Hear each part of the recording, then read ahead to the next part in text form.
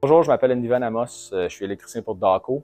Maintenant, ma tâche, c'est d'être coordonnateur, mise en service, / cadenassage, je veux pas, ça va tout le temps ensemble. J'ai eu un accident important, c'était dans mes premières années, j'étais apprenti première année. J'avais été mandaté, en fait, à faire du temporaire, de faire du démantèlement, refaire du temporaire afin que le projet passe d'une phase 1 à une phase 2.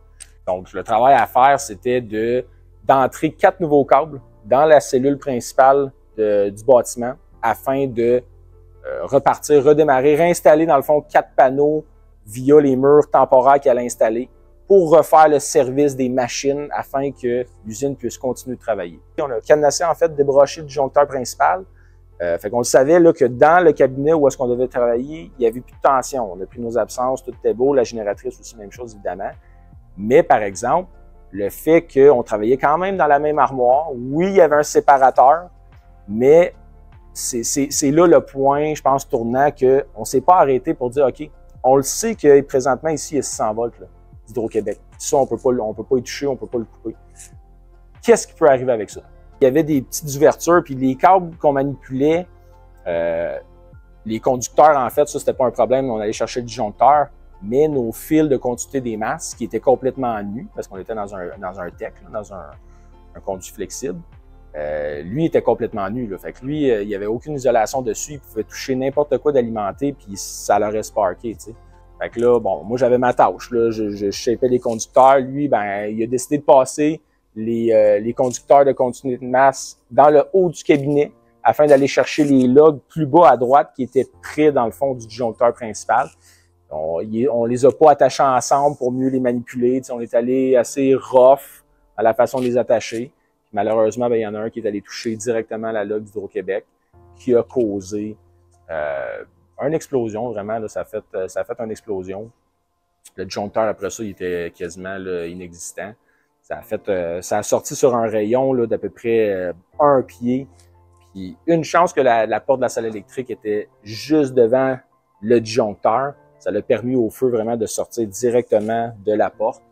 Parce que probablement que si on avait eu un mur, le feu aurait roulé, là, puis j'aurais peut-être été pas mal plus brûlé que ça. J'ai été touché, dans le fond, tout l'extérieur de mon bras, là, du poignet à l'épaule, des deux côtés.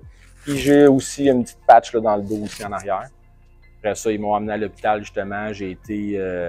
On était en isolement parce que là, moi, j'étais à vif, là, tu sais, je pouvais attraper n'importe quoi. Donc, ils m'ont nettoyé, ils m'ont mis des bandages, là, puis après ça, ils m'ont booké un rendez-vous pour procéder au greffe le lendemain tout de suite. Ça s'est fait là, assez rapidement. Mon collègue, lui, étant donné qu'il avait le câble dans les mains, lui, il a été brûlé évidemment là, sur les mains, ce qui est une guérison beaucoup plus lente. Il a perdu aussi de la masse osseuse dans les mains. La brûlure était trop intense, le câble est devenu très très chaud. Il a été blessé là, sur pas mal tout son thorax, son dos.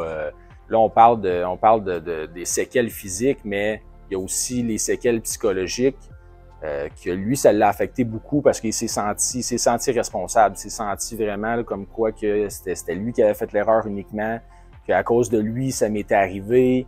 Ça, on a essayé de travailler beaucoup là-dessus là, à l'hôpital là, quand on faisait chambre à part, mais quand même, on était côte à côte.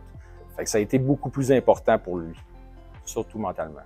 Je pense que l'étincelle dans cette journée-là, ça a été le fait que on s'est fait dire aujourd'hui, les gars, peu importe le temps que ça vous prend, vous allez être payés toute la journée. Le facteur là, vitesse a embarqué, puis le facteur conscientisation, c'est là que Whoop a pris un petit peu le bord.